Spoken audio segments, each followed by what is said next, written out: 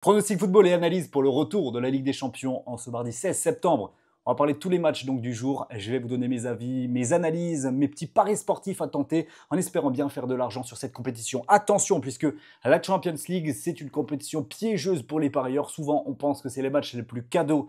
Et au final, souvent, c'est bien plus sur les championnats qu'on gagne de l'argent. Donc, on va essayer dans cette vidéo de faire quelque chose de bien structuré, des bonnes analyses et des bons pronostics pour que vous puissiez bien encaisser. Donc avant qu'on démarre, n'oubliez pas de liker la vidéo, très important, j'aimerais bien qu'on dépasse les 500 likes, de vous abonner sur cette chaîne YouTube et surtout, si vous voulez tous mes pronos au quotidien, c'est dans mon channel Telegram que ça se passe. Le lien, il va se retrouver dans la description en commentaire épinglé. Vous cliquez et vous pouvez rejoindre. On va démarrer avec l'Athletic Bilbao qui est opposé à Arsenal, une équipe de Bilbao qui a fait demi-finale de Ligue Europa la saison dernière et qui retrouve la Ligue des Champions après plus de 10 ans d'absence, il me semble. Ils affrontent des Gunners à la maison avec quand même de l'espoir puisque la saison dernière, ils ont fait 6 victoires sur 7 matchs européens. De son côté, il y a beaucoup d'absents chez les Gunners. Alors, on a Odegaard, on a Saka, il y a Saliba, il y a Havertz qui est incertain. Malgré ça, du côté Arsenal, on affiche quand même des solides stats. Seul le Real Madrid a pris plus de points qu'eux en phase de groupe sur ces 2 dernières saisons. Et il reste sur 4 victoires lors de leurs 5 déplacements dans la compétition en Champions League. Attention toutefois, ils concèdent presque toujours au moins un but dans la partie.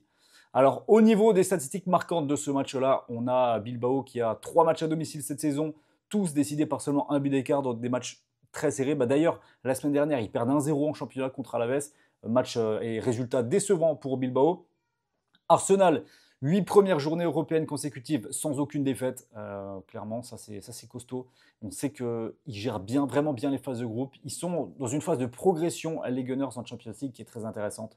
Donc au niveau paris sportif, ici, ce que je dirais, c'est que Bilbao, oui, il faut s'en méfier à domicile. C'est toujours difficile à manœuvrer. Maintenant, Arsenal a plus d'expérience, compte quand même quelques absences, c'est dommageable.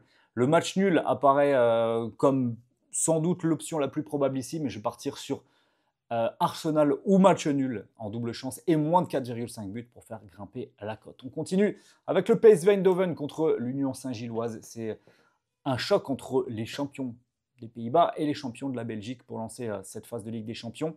Le PSV retrouve la compétition pour la 19e fois de son histoire, un record national, tandis que l'Union Saint-Gilloise découvre pour la toute première fois ce niveau européen. Du côté de la forme, le PSV, champion en titre en Eredivisie, 5 victoires sur 6 matchs cette saison, avec vraiment beaucoup d'intensité dans les matchs. C'est une très très belle équipe, le PSV. Du côté Union Saint-Gilloise, champion de Belgique, donc pour la première fois depuis 90 ans, cette équipe est invaincue en championnat, 5 victoires, 2 nuls sur le début de la saison. Il reste sur 4 clean sheets d'affilée, ça c'est quand même remarquable. Le déplacement à Eindhoven ne devrait pas les impressionner, sachant qu'ils ont une belle stat en leur faveur. Ils sont invaincus en 9 déplacements domestiques, 7 victoires contre 2 nuls, donc c'est quand même de très très belles statistiques. Au niveau des historiques et des tendances, première confrontation, donc les deux équipes en match officiel ne se sont jamais affrontées. Le PSV n'a jamais gagné contre un club belge en UEFA. 1 nul, 3 défaites. Au niveau des statistiques clés, le PSV a marqué lors de ses 16 derniers matchs européens à domicile et 10 des 12 derniers matchs de LDC à domicile du PSV. Les deux équipes ont marqué. Côté Union Saint-Gilloise, ça a souvent marqué tard. Un but après la 80e minute dans 3 des 4 derniers matchs. Donc ici, mon analyse et mon résumé paris sportif, le PSV, ça reste une machine à marquer. Ils vont marquer dans ce match-là. Normalement, il n'y a pas de problème là-dessus. Son historique contre les Belges et la solidité défensive de Lyon me faut quand même un peu peur sur ce match-là. Donc, je vais tout simplement prendre un PSV ou nul et moins de 4,5 buts. Donc là, l'under est un peu plus risqué vu le profil du PSV. Mais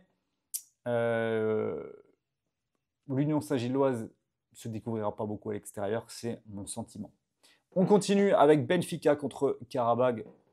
Au niveau de la forme actuelle, on a un club portugais qui connaît un vrai renouveau en Ligue des Champions, déjà qualifié 3 fois en phase d'élimination directe lors des 5 dernières saisons. Il a passé cette année les qualifications contre Fenerbahçe et Nice sans encaisser le moindre but. Ils sont prêts, ils sont vraiment prêts. Les joueurs de Benfica, ils ont la chance d'être à domicile face à Qarabag. Les Azeris arrivent dans un contexte plus fragile. Un seul succès sur les 4 derniers matchs. Et la saison passée en Ligue des Champions, en Ligue de Europa, ça a été catastrophique. 7 défaites en 8 matchs. On s'attend ici et fort logiquement à une très grosse domination de Benfica. Je les vois gagner en encaissant pas de but, un bon 3-0, vraiment solide pour Benfica. On continue avec la Juventus contre Dortmund. C'est un classique européen. De la forme actuelle, la Juve, qualifiée pour la deuxième saison consécutive grâce à sa 4e place en Serie A. La Juve veut mieux faire que la saison passée où elle avait gagné que 2 matchs à domicile en phase de championnat. Ils arrivent en pleine confiance après une victoire dans un match très très spectaculaire. 4-3 contre l'Inter lors du week-end passé. Dortmund en pleine forme également. Les Allemands restent sur 4 matchs sans défaite, 3 victoires, 1 nul, dont une victoire le week-end dernier 2-0 à Heidenheim. Leur dynamique en Ligue des Champions, elle est très solide. 3 victoires lors des 4 premiers matchs de phase de groupe ces dernières saisons. Donc ça promet du spectacle ici.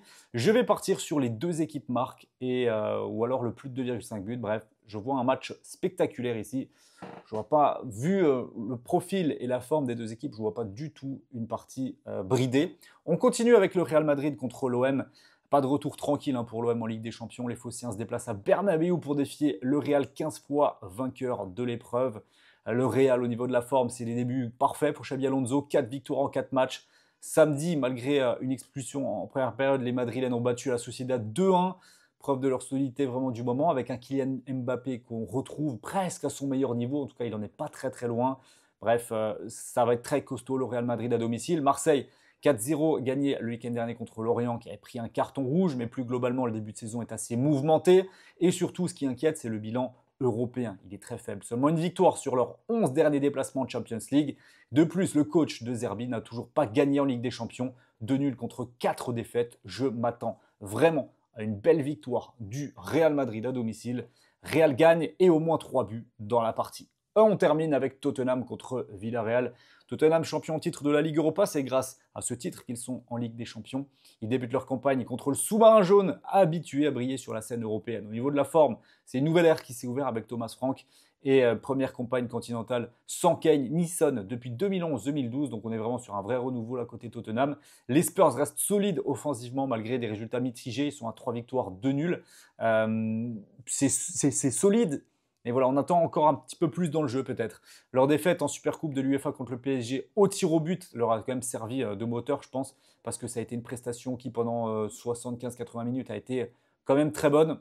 Avec la dynamique de Tottenham et sous Franck, la solidité du moins, donc le fait qu'ils ne perdent pas, et les difficultés de Villarreal, parce que Villarreal, j'en ai pas parlé, mais c'est vrai que c'est un petit coup de bout. Le week-end dernier, ils perdent contre l'Atlético 2-0. Ils sont à 1 nul, une défaite. C'est pas le début de saison espéré pour Villarreal, donc je m'attends à un déplacement quand même compliqué. Je vais partir sur Tottenham vainqueur en sec dans ce dernier match. On se retrouvera demain pour les pronostics des matchs de mercredi. En attendant, j'espère que cette vidéo vous aura aidé, qu'elle vous aura fait encaisser également. À très vite, ciao ciao.